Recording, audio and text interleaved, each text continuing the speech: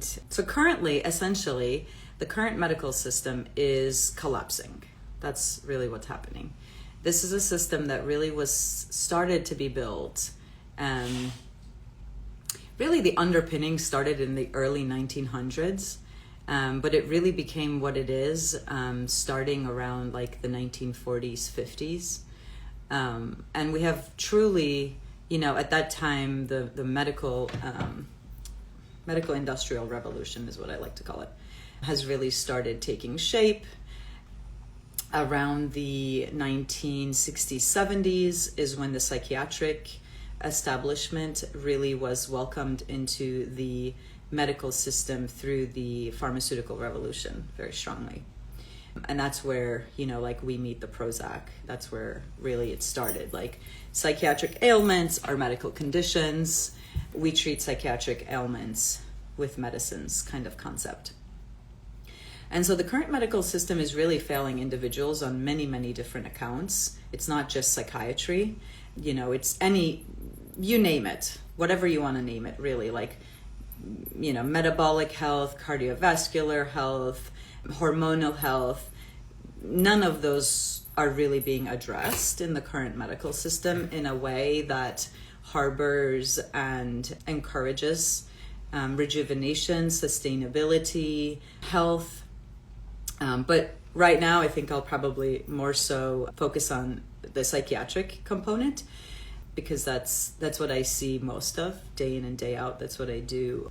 My current practice is helping folks contemplate on what it would be like to not use psychiatric medications any longer, and what would it be like to remember who they are without depending on an external pharmaceutical to make them feel like they can go on, that they can live and they can be who they are. So in the 70s is when Prozac became a thing, and really we moved into this age of like any type of emotional, psychological, spiritual discomfort is just part of a chemical imbalance, and we have a pill for that. We have a magic wand for that. You take this and your physiology aligns and you're fine. And then that obviously, like now at this time, we're in a really big shit show, right? Like people are being given antipsychotics for sleep. I mean, our elderly, you look at that, right? Like our elderly are regularly, if they find their way to the hospital, God forbid, they are put on antipsychotics for sleep. They're put on mood stabilizers. They're put on benzodiazepines. I mean, so many people are on benzodiazepines for sleep, for anxiety, all of this stuff. So right now we are at a state where more people than ever are dependent, physiologically dependent on psychopharmacology, and they are more lost and more disconnected from themselves than they ever have been, because that's really what these agents do, right? They particularly target one or two neurotransmitters in your body, and by way of targeting those, you go into this state of numbness, right? Whether that's SSRIs, whether that's antipsychotics, whether it's benzos. Obviously, each one has a different profile. And so when you start to really dive deeper into the taper journey, then it's really important to understand, what are the different pharmacologic profiles of these agents. But that's only after you're really at the point where you're starting to taper. Which brings me to my next point, really. This is something I really want to focus on, because all of my clients that come to me, right, they're like, okay, I'm with you, we're going to taper. This is our focus. While that's true, while that is our focus, what I found, I've been doing this for about 5 years now, what I find is that no matter what medication you're on, it could be 10 milligrams of Lexapro, it could be that you've been on antipsychotics, benzos, mood stabilizers, 5 different agents for 25 years.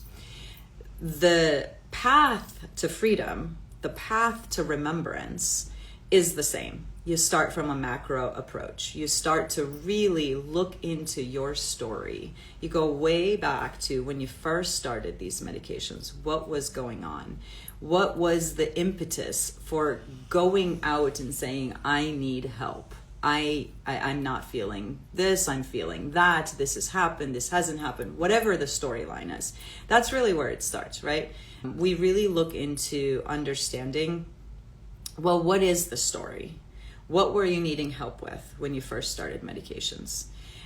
I really love, anytime I have a client, I really don't even touch the medications for at least 2 to 3 months into our starting to connect, because I really truly feel it's very, very important to understand the storyline. Now that's a little bit different. Like if I think that you're actually toxic, you're at a level where you're showing symptoms of toxicity, then I will start to taper it, because that's important. That's harm reduction, right?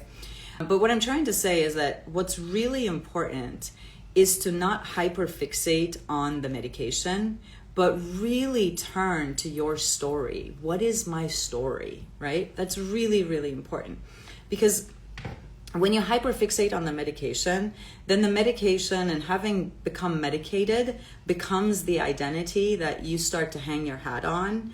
And that just really derails one's true freedom, right? Then you become preoccupied with like, oh, what has the system done to me? Terrible system. Let me fight the system. Let me hyperfixate on this particular medication. And let me, like I've had clients that are like trying to do micro tapers and they can't do it, or, so anytime you're running into an issue with your taper where you can't taper anymore, you're experiencing serious withdrawal symptoms, it's really time to just step back and say, okay, you know what? If I wasn't hyperfixating on tapering this medication, what would I look at within my story? What part of me truly wants to be acknowledged, seen, heard in this context? And so that's really, really important. Like when we're working with folks, the first 2 to 3 months is really understanding what's the story, what parts of you really need recognition here. What kinds of therapeutics can we bring on board for you to actually feel safe in a container where you can start to explore yourself? And then we really start with like the basics. Nature. Are you spending every day in nature? At least 30 minutes a day, 15, 30, whatever you can do. It doesn't matter. Really, it's all about starting and doing what you can, because change really takes place in these tiny little steps. Change doesn't happen in giant leaps. In nature as well, right? Like a flower doesn't just grow overnight. It just slowly prepares herself and blooms. It's the same thing. When you're coming off of psychiatric medications, it's no different. It's really consistently, devotionally taking small steps every day for your own remembrance. This is a remembrance journey. You're not fixing anything. You're not going anywhere that you haven't been. This is just all really... Exactly. Nature is my Prozac of choice. Absolutely. Mine too. Nature really is the most important and the most integral elixir, right? I mean, the frequency of nature truly is how we remember who we are and what we are here to do, to be, right? So I really would love to encourage anyone to conceptualize this as a journey, not as a way to fix yourself. Really, this is your journey of remembrance, right? You start with coming off of medications, but that's just the starting point. It's really a way you enter into your own self-remembrance of like, what are all the things that I've experienced? How have all these experiences, familial, lineage, personal, past lives, all of this, how have all of these experiences and all these imprints rested in this vessel in the 3D now?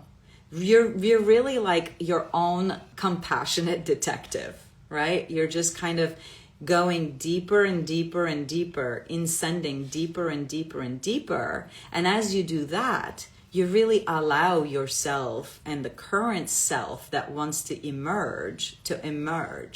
Really, it's a process of collecting all your little bits that have been exiled, that have been shamed, that have been deemed unworthy, that have been that have felt like they're not okay to just be. That's really what it is. Coming off of psychiatric medications isn't this like, a lot of people, a lot of us, I mean, myself included, this is where I was, right? We think that like, oh, because it's a pill I take, it's all in the physiology. So I just address it from physiology. But that's not holistic, right? Physiology is a super important part of this. Don't get me wrong. Like, I mean, we do lots of different things, right? Like naturopathics, functional medicine, testing, IV supplementation. Now we're really getting into peptides. These are really important. We use them very seriously, very consistently.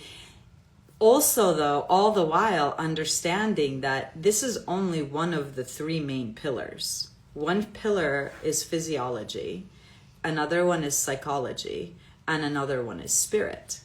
And until we really weave these three pillars together, we're not whole.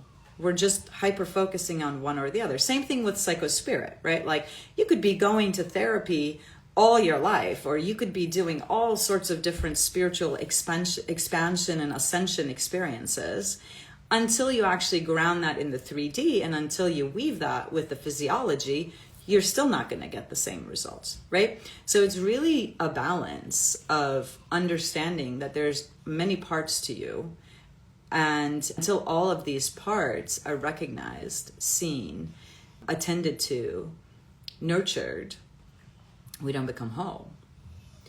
So I guess, as I was kind of thinking about this live, like the main point I really want to get across is that psychiatric medication taper is a very multidimensional process. And all of these different dimensions truly all want to be weaved together for your whole self to emerge. So that's really important. Anyone out there who is having difficulty, you're doing micro tapers, you're weighing your medications, you're crushing it just right, and you have everything, all your T's crossed and your I's dotted. If you're running into issues, I would really encourage you to step back and say, okay, what other parts of this process may I address? I'm a psych NP. Your way of practicing psychiatry resident. Do you offer some type of mentorship? Because I would like to offer these types of... Yes. Thank you so much for that question. We are in the process of creating a mentorship program, Heal the Healers kind of program. We don't have it just yet, but yes, I mean, that is the future, really, because we have so many healthcare practitioners, healers, that have really gone into these fields for very altruistic reasons and to help. And now we're just kind of all like putting our hands up and saying like, now what? What do we do? So yes, that is definitely in the works. That will come through. Stay with us, keep following. And as soon as that's available, we will have it on Instagram, on the website, and all the different things. But yes, that is in the works. So let's see, what did I want to say? Oh, okay. Another really important point that I see over and over and again, get away from med management, just open my own practitioner that only offers ketamine and TMS. Great. That's really great. Okay, this brings me, I'm just going to sidetrack and talk a little bit about psychedelic therapies. I love psychedelics. I absolutely love psychedelics. And also, I see how psychedelics can be the next Prozacs of our current day. There is, right now, there's no, like I said, the old system is collapsing. There's not currently a new system that's going to take its place. Therefore, we are right now in this wild, wild west situation where there's really no oversight. There is, the certifications that are currently, the kind of top of the line certifications are really just health practitioners that have been doing this in the, you know, underground system are just kind of coming together and creating lots of different certifications and all of these things, which is fabulous. Like, it's a great thing that we're actually in this time of transition where we are creating the new system. And also, you have to understand, in any of those kinds of transition periods, there's going to be a lot of like things that go lopsided. And in my very humble opinion, psychedelics is going to be one of those things right now. You know, it seems like everything's like, okay, throw a little ketamine at it, throw a little psilocybin at it, throw a little, you know, this at it, that at it, and you'll be fine. That's not true. Like, that's not the case. Again, I love psychedelics. I use psychedelics on myself as well as in treatment. So it's not saying anything negative about psychedelics. It's just coming back to the same truth, which is that your human form really has its own abilities to address the psychospiritual components of yourself. So starting there, for instance, starting with breath work, for, you know, my most favorite is breath work and mindfulness. Somebody who hasn't really engaged with breath work and mindfulness, going through like so many psychedelic treatments as a primary modality, it just doesn't sit right with me. Because I want someone who goes through a psychedelic experience to already have a little taste of what would it be like to be able to hold myself in my emotional landscape, in my shadow landscape.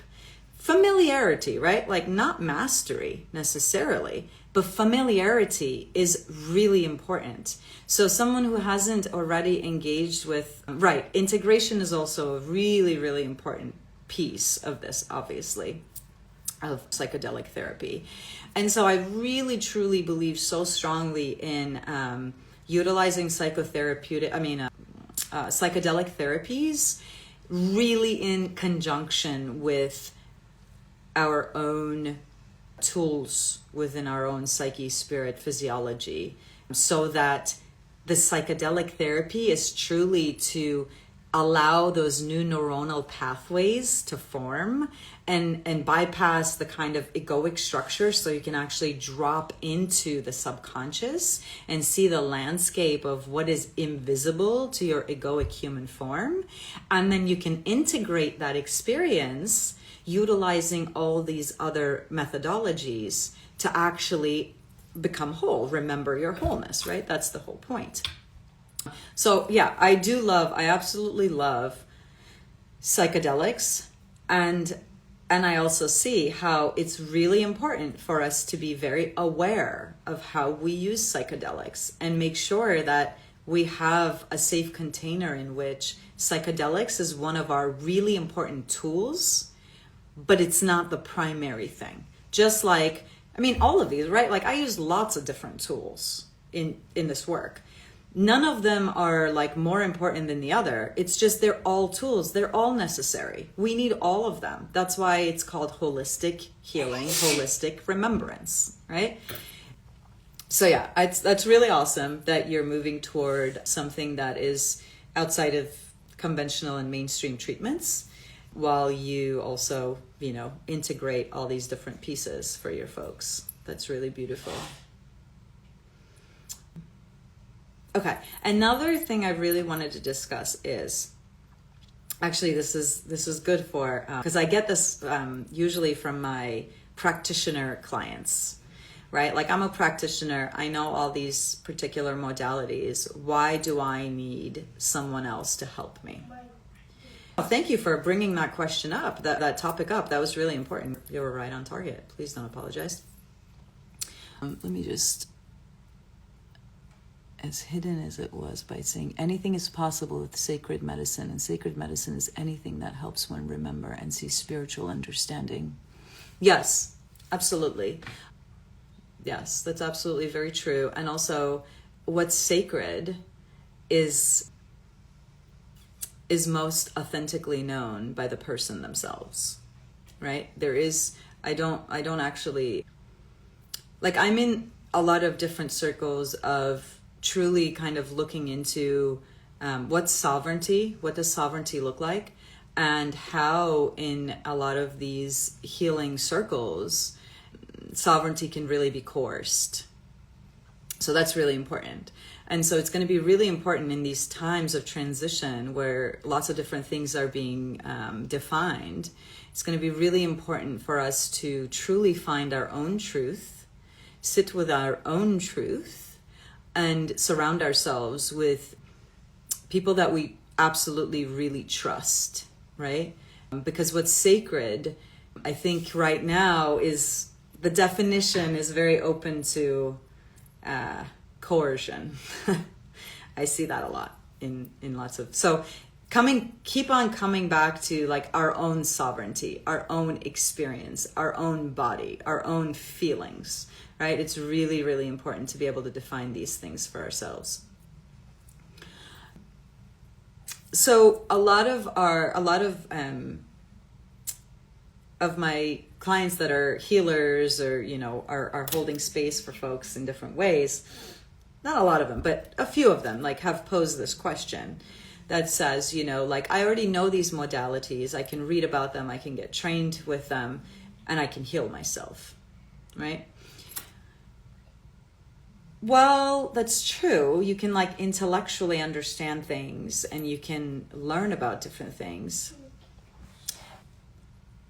Another thing that's really true is that healing doesn't happen in isolation. There is a piece of it.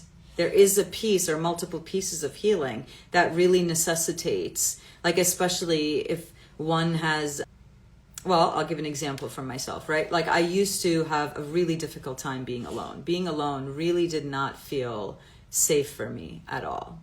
So that was a learning experience where I really needed to spend time alone to be able to actually get to a place where I could hold myself in that space. So that's important. That's sacred. That's just one of the bridges we must cross. And also though, once you do your isolated healing pieces that are necessary, true integrated, embodied, holistic remembrance happens in community. It happens when you are being held and seen in safety, where you feel safe. I could tell you it's safe, but it doesn't matter. This is a nervous system thing. It's not a mental thing, right? Like where truly your nervous system is feeling safe. And in that, you may be witnessed. You may be supported. You may be cared for and receive. That's where the true coming together of healing happens.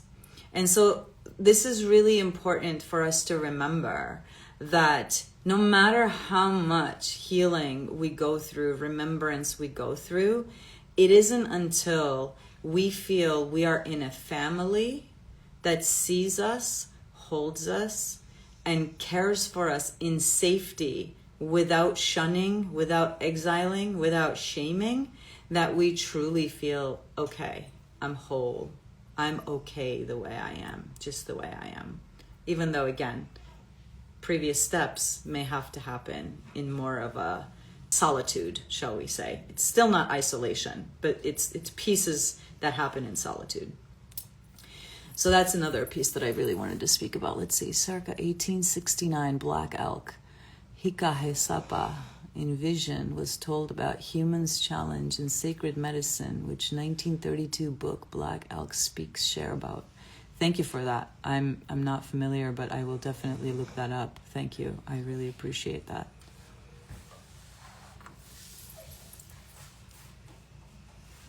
Community, able to be okay with being by yourself. Yeah. Yeah, so at this point, those are kind of most of the things I wanted to cover. And at this point, I think I'll just kind of open it up and see if there are any questions that anyone has. And see if anything else comes through me too that I want to share.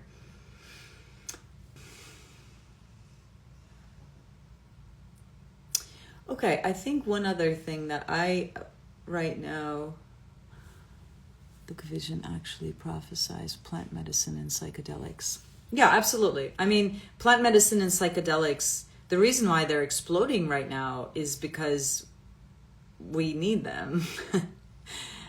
They're amazing in terms of,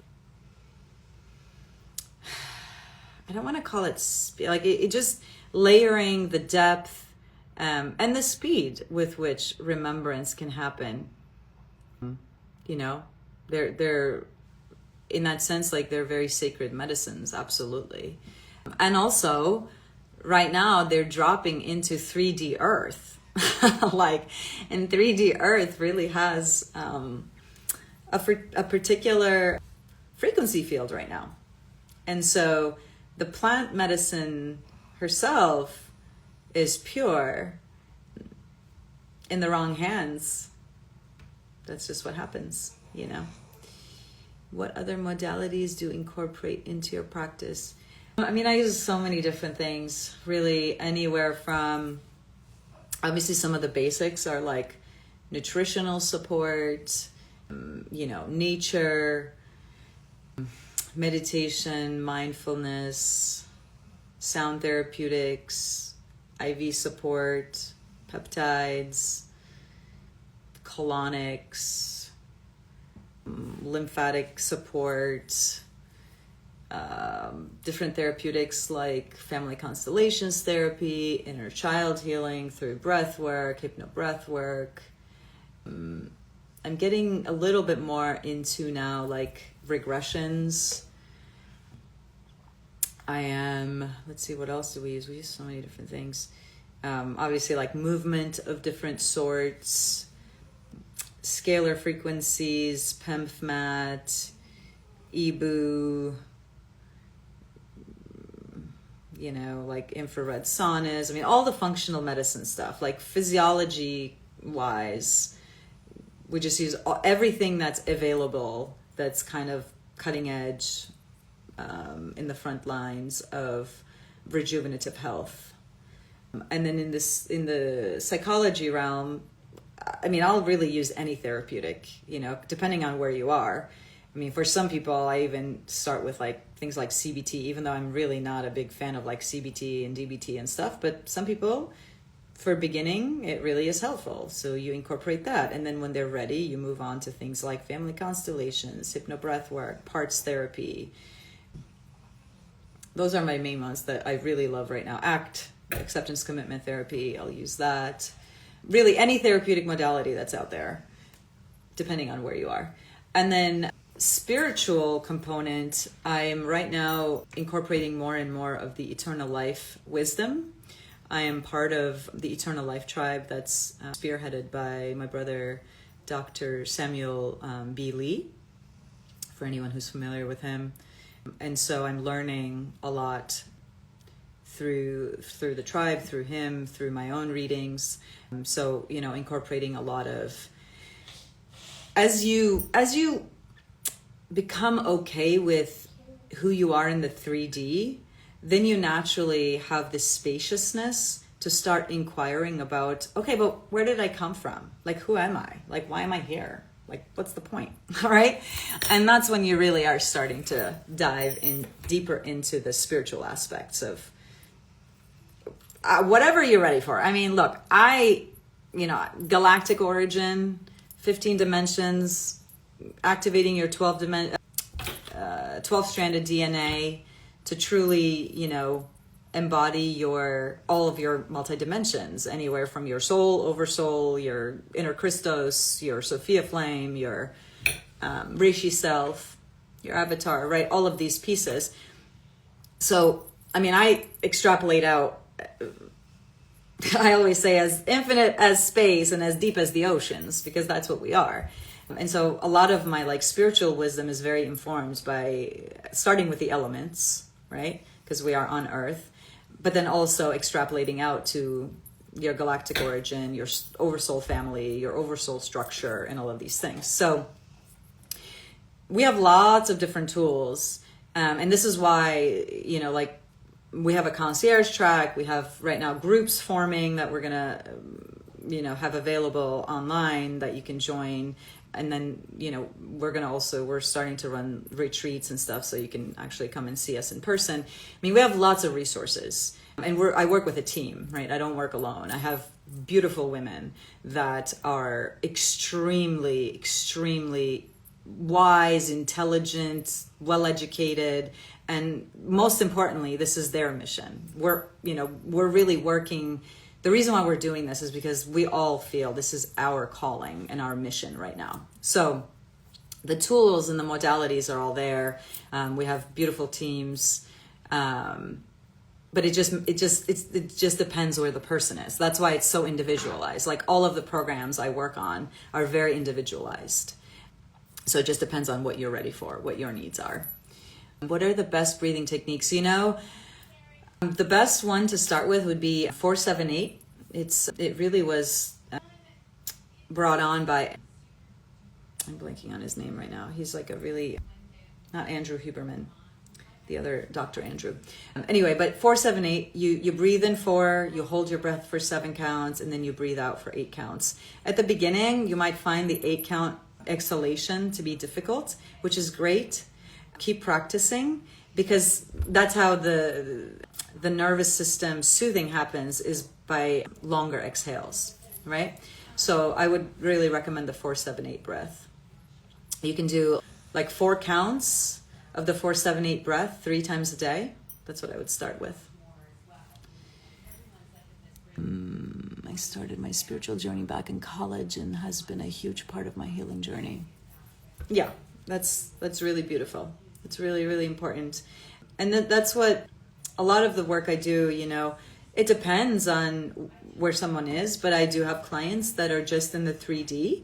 And so by the time they're able to open up into their spirituality, they're just feeling so much more whole. Because that's that's how we feel whole, right? We're not just bodies walking around. And yeah. So that's awesome that you're there.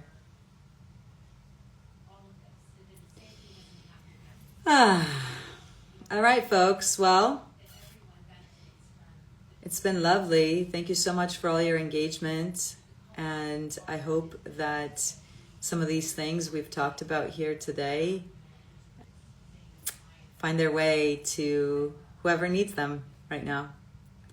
I will start doing these with more regularity. I know I've said that in the past, but we are right now at a point where we're really focusing on growing what we're doing and having lots of multi dimensions. Our team has come together now, so this will be really beautiful to put all of these offerings out there. I know that there's so much need for it, and I'm just so grateful that I get to be with our beautiful team. We get to be here offering this. It is truly our honor to be able to hold this space and to co-create together, remember together. That is truly my deepest devotion, and my deepest belonging comes from co-creative, connected remembrance. So I thank you so much for your presence here. Your presence is absolutely seen and felt and heard. And yeah, I care for you deeply. Thank you. And I look forward to crossing paths, connecting, however this may be. And I love you. I'm leaving you in peace and love and joy here today. Mwah.